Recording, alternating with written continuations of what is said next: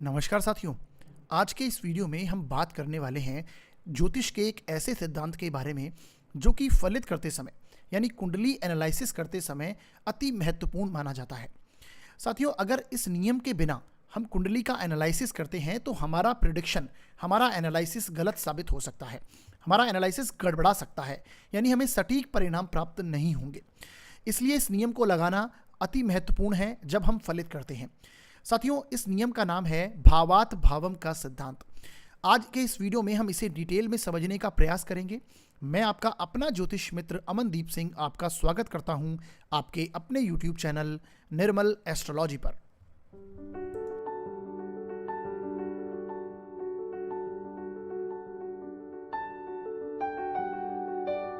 तो साथियों, आज के इस वीडियो में हम सबसे पहले जानेंगे कि भावात भावम के सिद्धांत को कैसे समझना चाहिए, उसे कैसे लगाना चाहिए और फलित करते समय इसे कैसे लगाते हैं, इस सिद्धांत को कैसे लगाया जाए और किस प्रकार से इसका विश्लेषण किया जाए। इसे हम आज के इस वीडियो में समझने का पूर्ण रूप से प्रयास करेंगे। तो आप बने रहिएगा इस वीडियो के साथ में। सबसे पहले हम देखेंगे भावात भावम नियम की क्या परिभाषा होती है।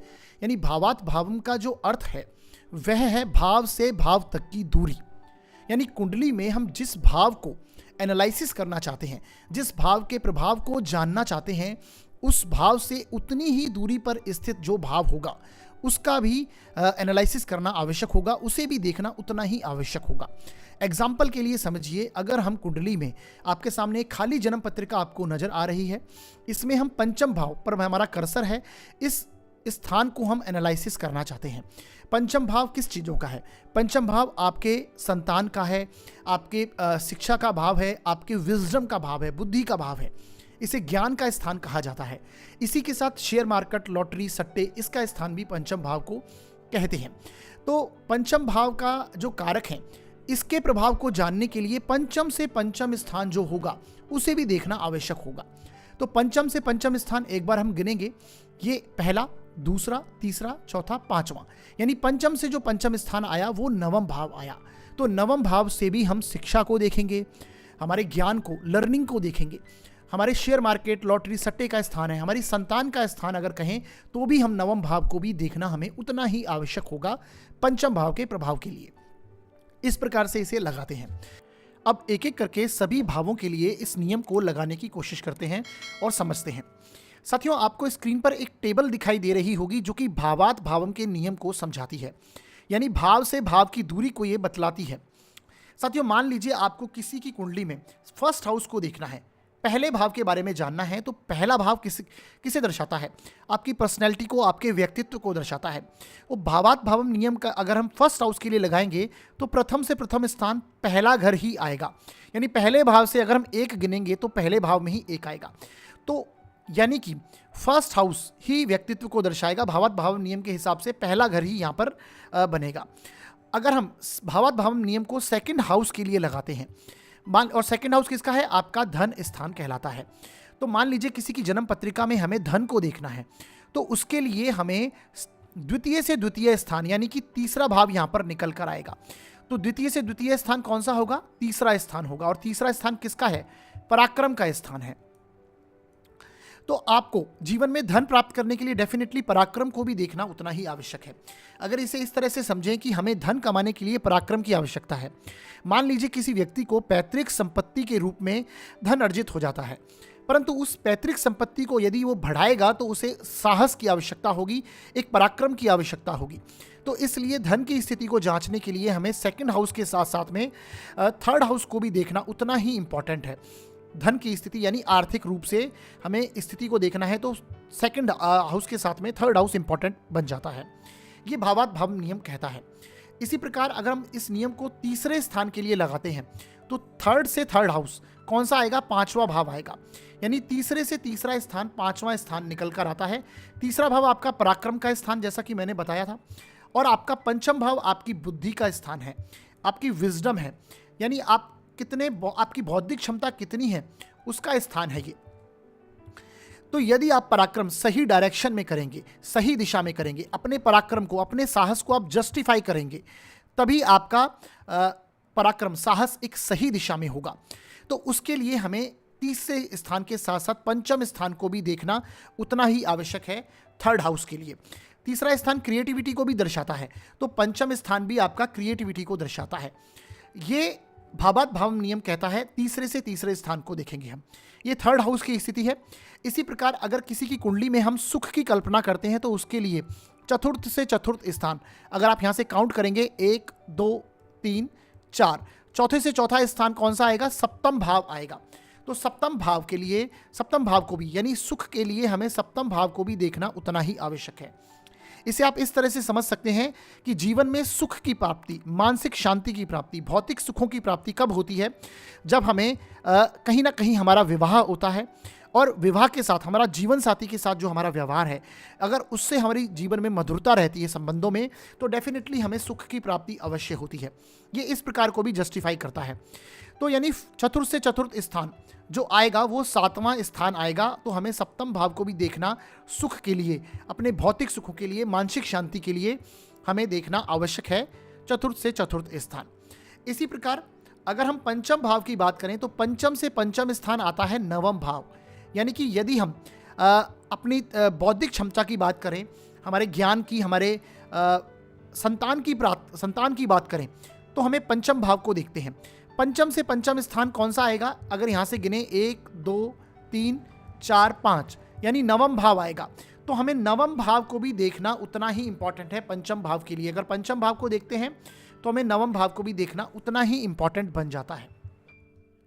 अब इस नियम को यदि हम छठे भाव के लिए अप्लाई करते हैं तो छठे से छठा स्थान जो निकल कर आता है वह है एकादश भाव।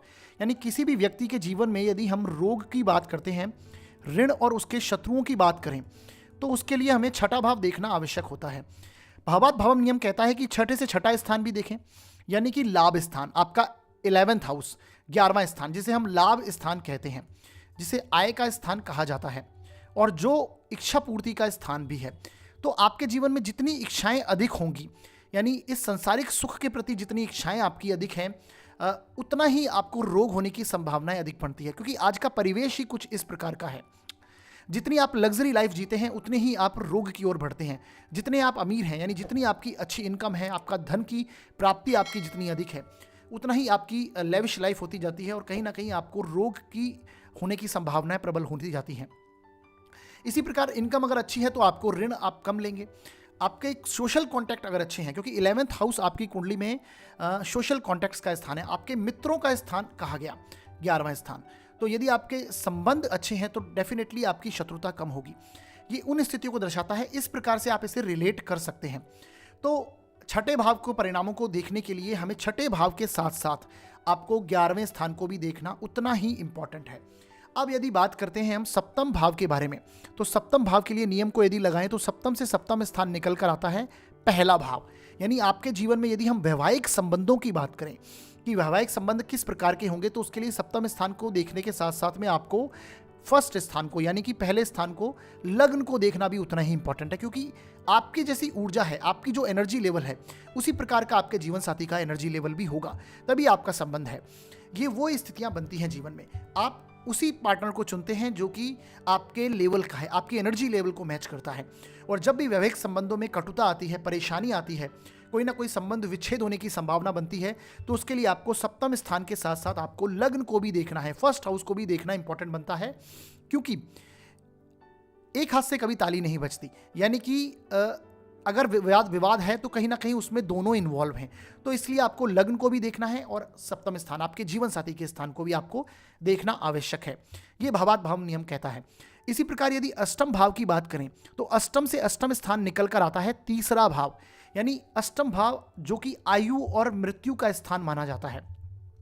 आपके जीवन में जितनी ऑब्स्टेकल हैं उसको भी हम अष्टम भाव से देखते हैं।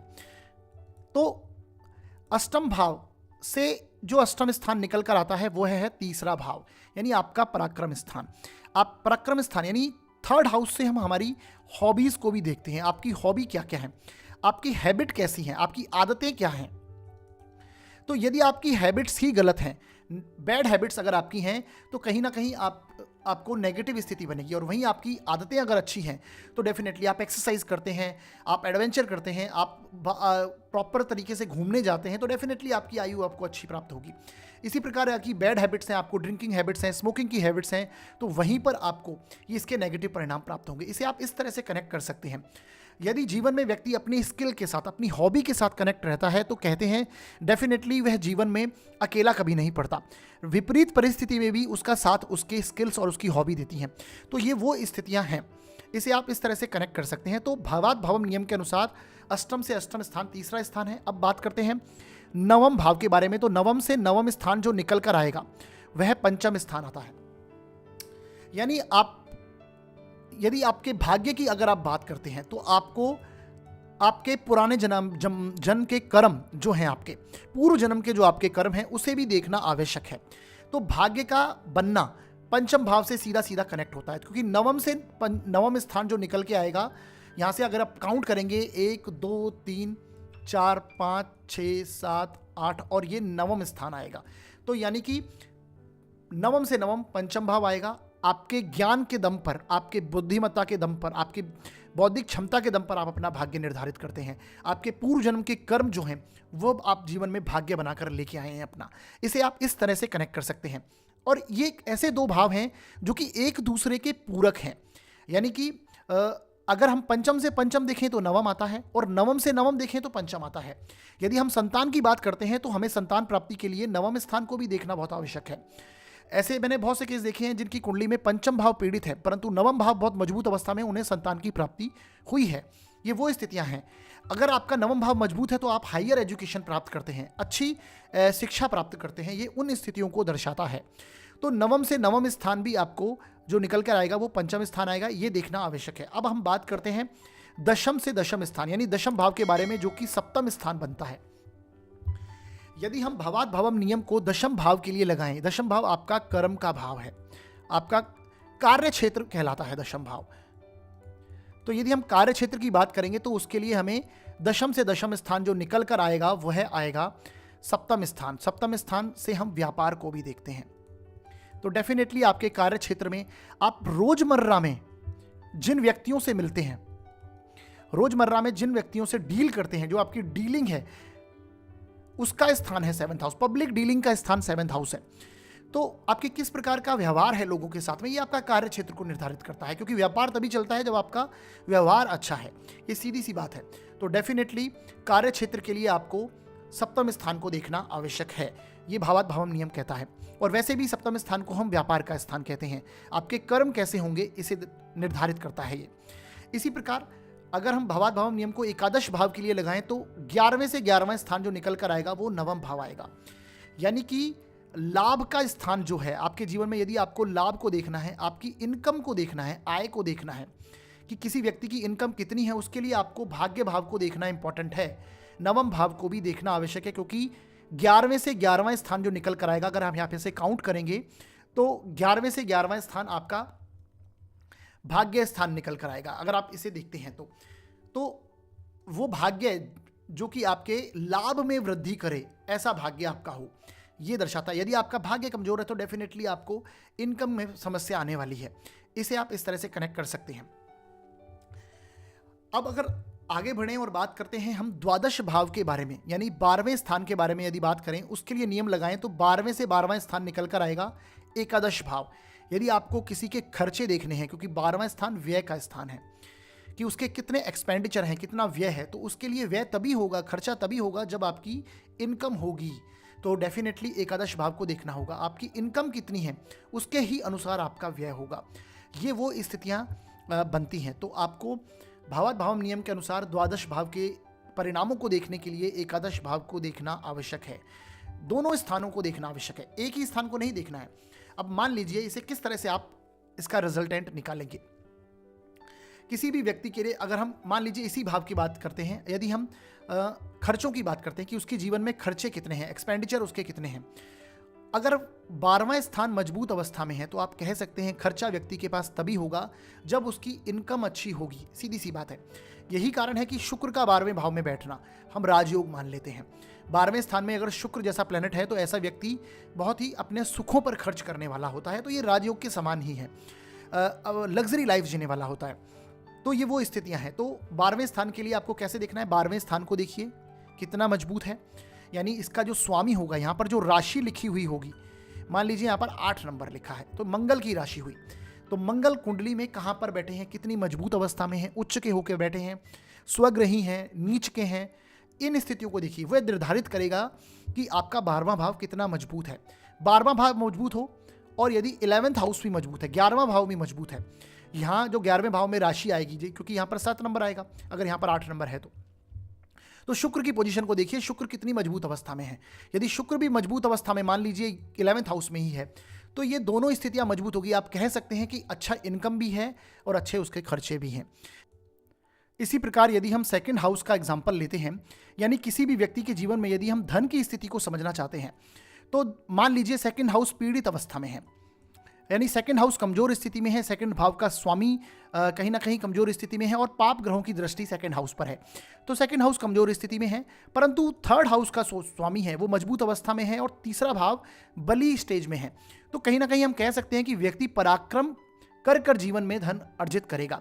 हालांकि धन अर्जन करने में उसे परेशानी होगी, संघर्ष का सामना करना पड़ेगा, परंतु अपने पराक्रम के दम पर वह धन अर्जन कर पाएगा। आप सीधा सीधा मना नहीं कर सकते, डिनाई नहीं कर सकते कि आपको जीवन में धन अर्जन करने में कहीं ना कहीं धनापार्जित नहीं कर पाएंगे, इस तरह से आप प्रेडिक्शन नहीं दे सकते हैं।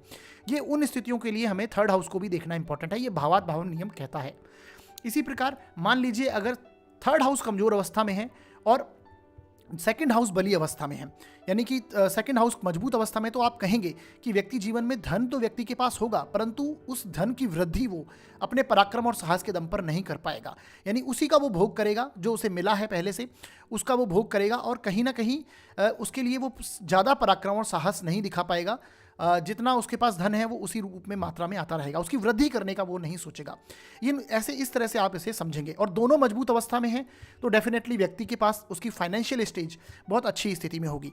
इस प्रकार से आप सभी को लगाकर चेक कीजिए और ये बहुत इंपॉर्टेंट नियम है जो कि मैंने आज बताया। लोग कई बार मिस कर देते हैं, एनालिसिस करते समय भावात भावम नियम को जरूर लगाना चाहिए, ये इसके रिजल्ट हैं वो डेफिनेटली पाए जाते हैं। इसके ऊपर हम एक और भी वीडियो बनाएंगे। आज का वीडियो हम यहीं समाप्त करते हैं। तो आज का जो ये वीडियो है आपको कैसा लगा आप हमें ज़रूर बताइए। हमारे वीडियो को आप लाइक कीजिए, शेयर कीजिए वीडियो को और चैनल को सब्सक्राइब कीजिए। और कोई भी यदि आप डाउट है, आपको कोई सुझाव लेना चाहते हैं तो आप कमेंट बॉक्स में आप लिख सकते हैं, कॉल भी कर सकते हैं। और यदि आप अपनी जन्म कुंडली का विश्लेषण करवाना चाहते हैं तो आप डिस्क्रिप्शन में दिए हुए नंबर्स पर कॉल कर सकते हैं, व्हाट्सअप कर सकते हैं। जो शुल्क है वो लागू रहेंगे साथियों। तो हमारा वीडियो देखने के लिए बहुत बहुत धन्यवाद।